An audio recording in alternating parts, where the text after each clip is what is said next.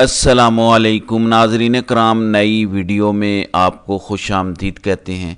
अल-कादरी trust के हवाले से अहम तफसीलात हैं जिस पर बात होगी। फिर ख़ास तौर पर इमरान खान से मुलाकात हुई है शेर अफजल मरवत और बैरिस्टर गौहर की, और ये मुलाकात इस्लामाबाद हाई कोर्ट के हुक्म पर हुई। और इस्लामाबाद हाई कोर्ट के जस्टिस अरबाब मोहम्मद ताहिर ने ये जेल हुकाम पर वाज़े किया कि अगर आपने आज मुलाकात ना करवाई तो आपके ख़िलाफ़ तौहीन अदालत की कार्रवाई शुरू हो जाएगी, और ये तौहीन अदालत की कार्रवाई महीनों नहीं चलेगी बल्कि एक हफ्ते में इसका फ़ैसला दिया जाएगा। उसके बाद फिर आपको माफ़ नहीं किया जाएगा। ये जेल हुकाम को कैटेगोरिकली आर्डर पास हुआ इस्लामाबाद हाई कोर्ट की तरफ से।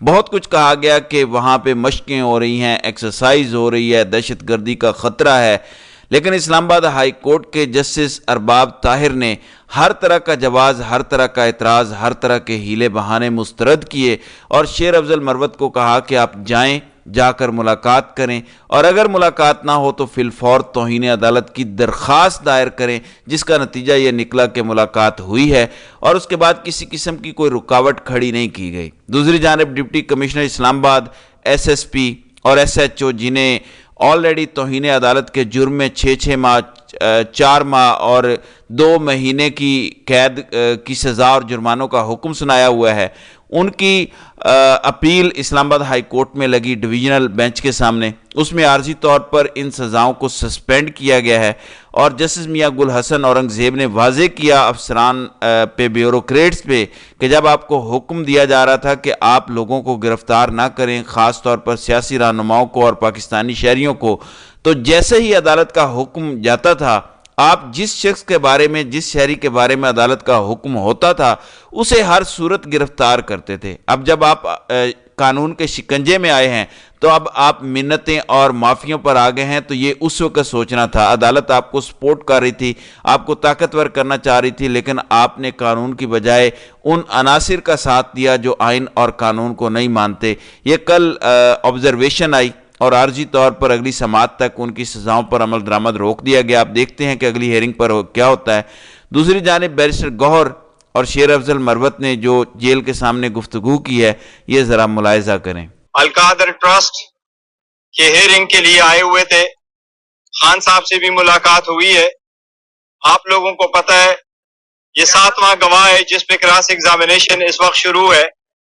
अल-कादरी ट्रस्ट अपनी नौइयत का पहला केस है जो साबित करता है कि पॉलिटिकल विक्टिमाइजेशन किस हद तक जाती है।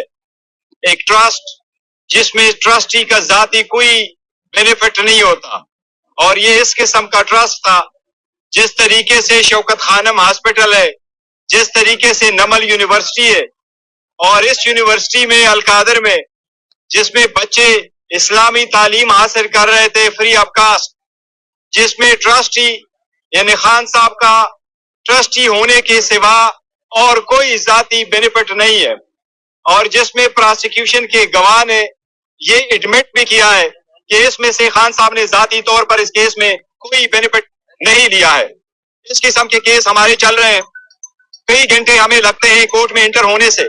आज ऑलमोस्ट 1.5 किलोमीटर हमें पैदल जाना पड़ा, हमारी गाड़ियों की भी इजाजत नहीं दी गई, और इसके बाद हाईकोर्ट भी जा रहे हैं, हाईकोर्टों में भी ये केसेस पेंडिंग है। दूसरी तरफ आपने हसन और हुसैन को देखा जो ऑलमोस्ट 7 साल बाद पाकिस्तान आए, जिनके खिलाफ सुप्रीम कोर्ट की फाइंडिंग है, जिसके खिलाफ जॉइंट इन्वेस्टिगेशन टीम की रिपोर्ट से जिनके खिलाफ रेफरेंसेस पेंडिंग थे, वो अपने एब्सकॉन्शन आने के लिए कोर्ट ने इजाजत भी दे दी। वो एक दिन पेश हो गए और दूसरे दिन उनके सारे के सारे केसेस खत्म हो गए।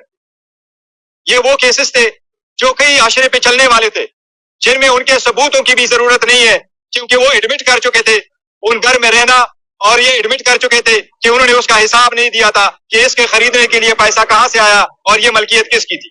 आज भी हेवन फील्ड एक मामला है, किसी को नहीं पता ये किसकी मलकियत है, ये कितने पैसों से खरीदी गई, कब कैसी खरीदी गई, ये आज भी ये मामला हल नहीं हुआ है, जबकि इसमें इन्वॉल्व सारे जो एलिमेंट्स थे, सारे कैरेक्टर्स थे, वो इक्विट भी हो गए। हम अदलिया से ये दरखास्त करते हैं कि हमें भी 45 साल इंतजार करके फिर ये न कहना कि इंसाफ नहीं हुआ था, ड्यू प्रोसेस नहीं फॉलो हुआ है। आपके होते हुए हम इंतजार कर रहे हैं, अदलिया पे एतमाद करते हैं, अदलिया से उम्मीद रखे हुए हैं, हमें भी इंसाफ जल्द से जल्द दिया जाए, उसी तरीके से जिस तरीके से इन लोगों को जल्दी इंसाफ मिलता है। जबकि हमारे साथ ज्यादतियां हुई है।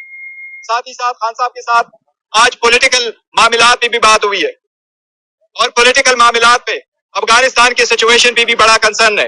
अफगानिस्तान के साथ ऐसे मामलात कभी पीटीआई के दौर में नहीं हुए, इसलिए हम समझते हैं कि यह हुकूमत की नाकिस फॉरेन पॉलिसी की वजह से, नाकिस पॉलिसी की वजह से ये सारे खदशात ऐसे आते हैं। हम उम्मीद करते हैं कि इंशाल्लाह पाकिस्तान के दिफा में कोई कसर नहीं रखी जाएगी और हमारे फोर्सेस हमतन पाकिस्तान के दिफा में मजबूत है और इंशाल्लाह ताला दिफा में कोशिश करते रहेंगे। साथ ही पॉलिटिकल मामलात पे खान साहब से डिस्कस हुआ है। आज यूनानिमसली खान साहब ने डायरेक्शन दी है और खान साहब ने अप्रूव किया है। इंशाल्लाह ताला नेशनल असेंबली के पब्लिक अकाउंट्स कमेटी के लिए हमारे चेयरमैन की तरफ मरवत साहब इंशाल्लाह हमारे उम्मीदवार होंगे। हम बाज़ाबिता तौर पर स्पीकर को कल लेटर लिखेंगे इंशाल्लाह ताला कि ये नॉमिनेशन पाकिस्तान तहरीक इंसाफ के बे कैंडिडेट सुन्नी इत्तेहाद काउंसिल की राइट है, वही मेजर अपोजिशन पार्टी है और हम कल मुतालबा करेंगे कि यह पोजीशन जो है वो आप जाए। गौर साहब, इस वक्त जो सबसे बड़ा कंफ्यूजन क्रिएट हुआ है वो आपकी जो पीटीआई की वकला की आदत है और सियासी की आदत है। इमरान खान साहब ने IMF के सामने जो एहतजाज हुआ उसको कंडेम नहीं किया, आपने कंडेम भी किया, आपने लाताल्लुकी का इजहार किया। मरवत साहब ने कहा जी केपी में जो पीटीआई की हुकूमत थी उसमें बड़ी करप्शन हुई है, उस पर क्या कहेंगे? दूसरा ये बताएगा जो आपकी खसूसी निशस्तों का मामला इस वक्त चल रहा है उस हवाले से क्या अपडेट है? जहां तक आपने IMF के लेटरों का जिक्र किया, लेटर हमने जरूर लिखे थे, उनको याद दहानी करवाई थी। जहां तक अमेरिका में प्रोटेस्ट की इजाजत है वो ओवरसीज पाकिस्तानी अपने मुल्क के मुताबिक अपना पॉलिटिक्स करते हैं। हमने यहाँ से कोई ऑर्गेनाइज करके नहीं भेजा है कि आप ऑर्गेनाइज करें प्रोटेस्ट। वो अगर अपने तरफ से करते हैं तो हम उनको रोक नहीं सकते। वो पाकिस्तानीज है और वो ओवरसीज पाकिस्तानीज है, वो अमेरिकन पाकिस्तानीज है, तो उनके अपने मुल्क के मुताबिक जो पॉलिटिक्स वो करते हैं वो ये उनका राइट है। जी नाजरीन, ये बात हकीकत है कि तमाम के तमाम मुलजमान बरी हो गए, एवन फील्ड वाले, अल अजीज़िया वाले, फ्लैगशिप वाले, लेकिन वो प्रॉपर्टीज़ वहीं की वहीं हैं, उनका कोई वाली वारिस नहीं और सब के सब बाइज़्ज़त बरी कर दिए गए। ये एक मुहिमा है। बहरहाल शेर अफजल मरवत को पब्लिक अकाउंट्स कमेटी का चेयरमैन बना दिया गया। अब देखते हैं कि स्पीकर कौमी असम्बली इस पर नोटिफिकेशन जारी करते हैं या नहीं करते। अब ज़रा अलीमा खान को सुनिए वो क्या कह रही हैं। एक सवाल हम पूछने लगे, क्या इमरान खान इस मुल्क का गद्दार है? क्या शाह महमूद कुरैशी इस मुल्क का गद्दार है? उनके ऊपर 10 साल का चार्ज है, वो गद्दारी का है। जब हम कोर्ट में बैठते हैं तो आजकल कोर्ट में ये डिस्कस हो रहा है कि क्या जो केस के अंदर जज ने क्या कहा और वो पॉइंट हुआ था वो क्या था, ये सब कुछ छोड़ दें। ये पहले समझना चाहिए ये केस इमरान खान के ऊपर और शाह महमूद के ऊपर हुआ क्यों। ये इसलिए केस हुआ था क्योंकि ये रिकॉर्ड का हिस्सा है जो कोर्ट में एक विटनेस के फॉरेन ऑफिस के रिकॉर्ड का हिस्सा है जो कि कह रहे हैं कि अफ्रीका में वाशिंगटन में लोग खुश नहीं है कि इमरान खान ने कागज जलसे में लहराया। ये क्लियर हो गया बात। उसके बाद इमरान खान जिसके साथ गद्दारी हुई, जिसकी हुकूमत गिराई गई, उसको आपने और शाह महमूद को जेल में डाल दिया है। किस चार्जेस पे? ट्रीजन के चार्जेस है जो 100 साल में अंग्रेजों के वक्त में भी नहीं लगाए गए। अब ये इस पे जरूर जब आप मीडिया कवरेज करते दिए कभी ना ये बात भूलें कि आप एक सवाल पूछे, क्या इमरान खान गद्दार है? कितना साल कैद में बैठा हुआ है? क्या इमरान खान गद्दार है? उसे क्या कागज का कौन सा जुर्म था उस कागज के अंदर जो ये चाहते नहीं कि आप सुने, लेकिन जो कुछ उस कागज में था वो सारी दुनिया को पता है। दूसरी बात, वही डोनाल्ड लू जिसके हुक्म के ऊपर जिसके पैगाम भेजा था वो बुला लिए हैं। क्या बात है कि हम अब जनरल बाजवा को, रिटायर्ड जनरल बाजवा को कोर्ट में नहीं बुलाते? बताएं कि नाराजगी ये है कि जो डोनाल्ड लू ने बाजवा साहब को मैसेज भेजा था इमरान खान ने लोगों को क्यों बता दिया यही इसकी सजा है 10 साल की। पहले आप केस 10-100 दिन के यहाँ बैठे रहे, पहले उसका जोड़ा वो आपको बताना चाहिए। और इंशाल्लाह हम यहाँ लॉयर्स को देख के बहुत खुश हुए, साथ लॉयर बहुत आए हुए हैं माशाल्लाह, रौनक लगी है और मेंबर ऑफ पार्लियामेंट आए।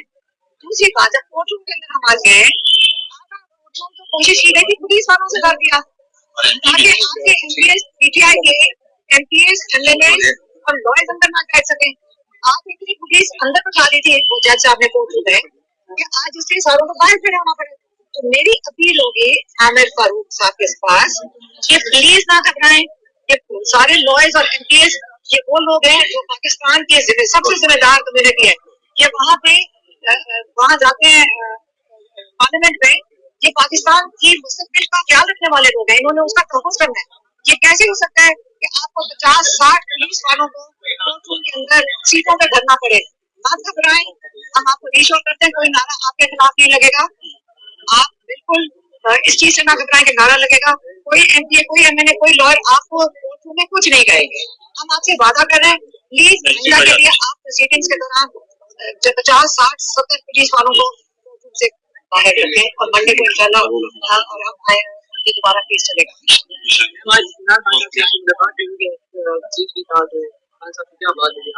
हम सब जो आजकल का इशू है, हाँ मैं ये बता सकती हूँ कि बता रहे थे, उन्होंने ये कहा कि उनको बहुत दुख है कि जो अफगानिस्तान के अंदर और ये पाकिस्तान और इनको लड़ाने की कोशिश जो भी शरपसंद अनासर कर रहे हैं, उसका उनको बहुत दुख हुआ कि हमारे अफगानिस्तान, हमारा भाई बिरादरान ताल्लुकात है उनके साथ, अफगानिस्तान के साथ, और हमें इसको इसके ऊपर काम करना चाहिए बनस्पत इसके कि कोई हमें तोड़ने की कोशिश करे आपस में।